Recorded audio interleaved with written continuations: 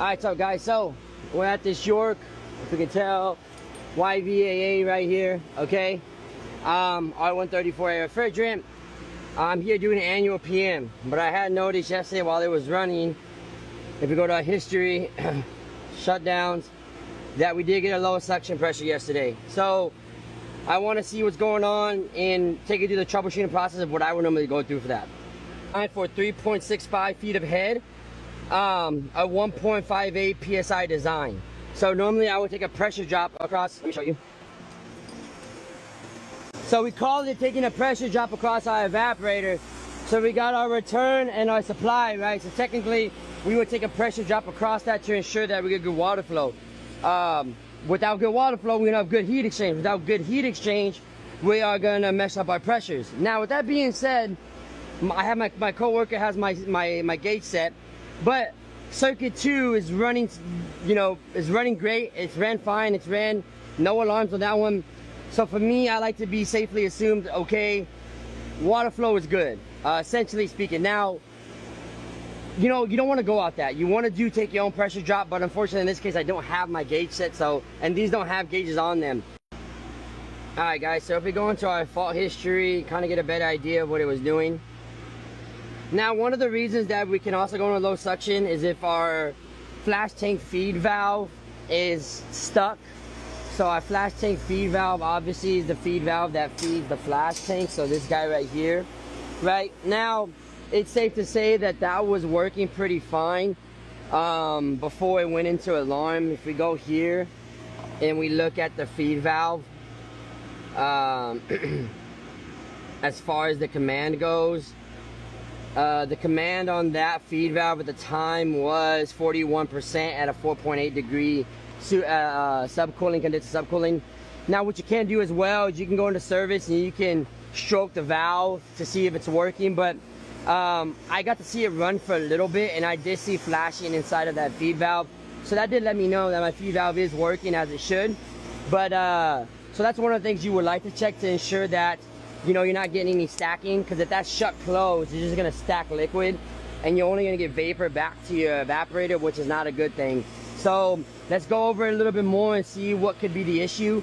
And also we want to point out the two other things on this alarm, which obviously is going to be our suction, which is I believe 25 psi during the time. So if you go here, so 25 psi, but most importantly what I want to go over is the discharge superheat.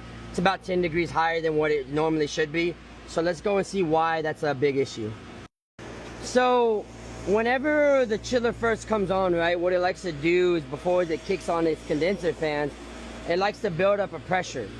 So it builds up a discharge pressure, letting it know, okay, we're ready to kick on our condenser fans. So with that being said, before the condenser fans kicked on, we would see liquid in our sight glass here. We were getting flashing at our feed valve. Again, why is that happening? Well, that's happening because we're stacking liquid in our condenser, right? Because we're not getting any heat exchange, or it's not subcooling because our condenser fan's not on, right? So we get an adequate amount of liquid stacking in our condenser, which allows the liquid to be fed back to our feed valve, and it separates it at our flash tank, right? But now what happens? So it looks like, okay, we got adequate refrigerant, right? Because we have a 9 degree subcool, condenser subcool, and we have about a 22 degree discharge superheat. Everything looks fine.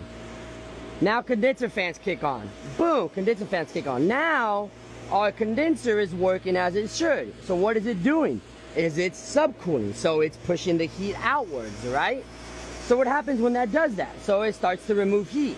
Well, without the lack of proper refrigerant in our circuit, there's no more liquid that's going to be able to stack at the bottom, because our compressor is pulling refrigerant faster than we are able to stack it.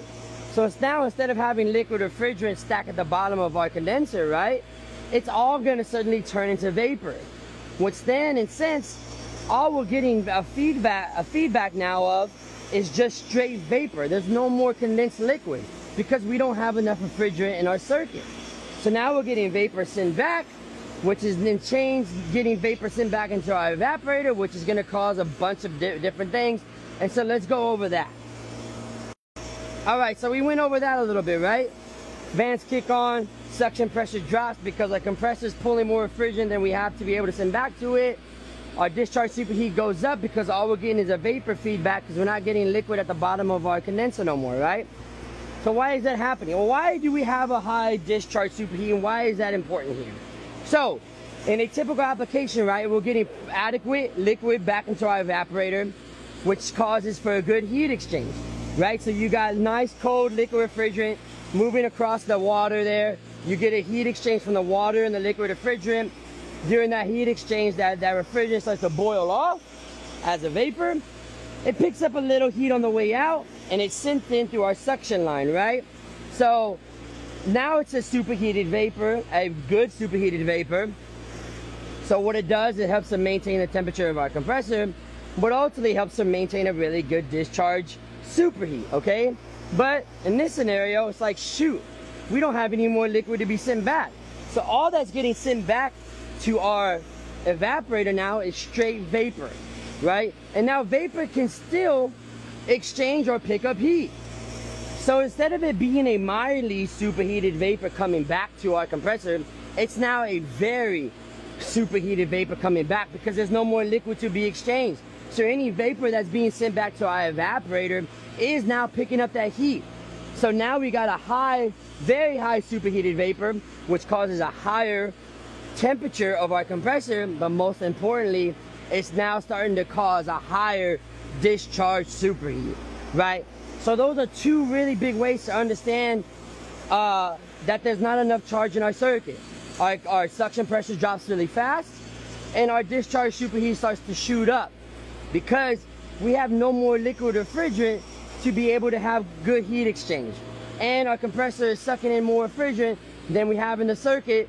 So now all we're doing is just pulling out straight vapor from our condenser, and then instead of stacking some liquid at the bottom of our condenser. So let's see what we can do as far as to help find where this leak can possibly be if we do have one. Alright, so what I'm going to do, I got the Affinicon D-Tech 3. I'm going to turn this bad boy on, let it warm up. Let's check it out. So it already looked like somebody tried to repair this joint here. So we'll check this out. What I like to do on these, I like to see if there's any, if it's bubbled or it's gotten swollen. That's okay. This is okay. This is okay. That's okay. This is good. That's good. It's good. I don't see your oil spots either from what I've seen. Okay, it looks like this. As you can tell, this coil has already been replaced. Not the best soldering job, but it gets the job done hopefully. So we'll leak check that as well, make sure that's good. And now we can just go through and check the piping.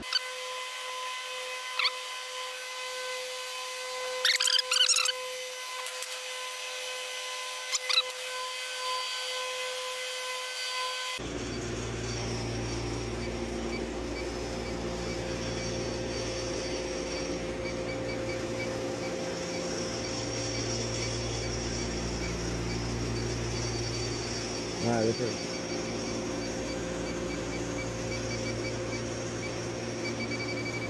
Looks like we're getting something around here.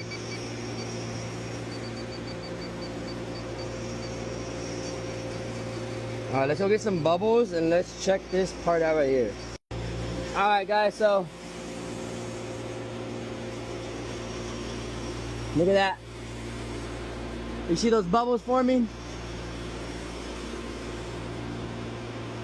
It's small but mighty. Look at that. Yeah, right there. Look at that right there. Boom. There's our leak, guys. There's our leak. So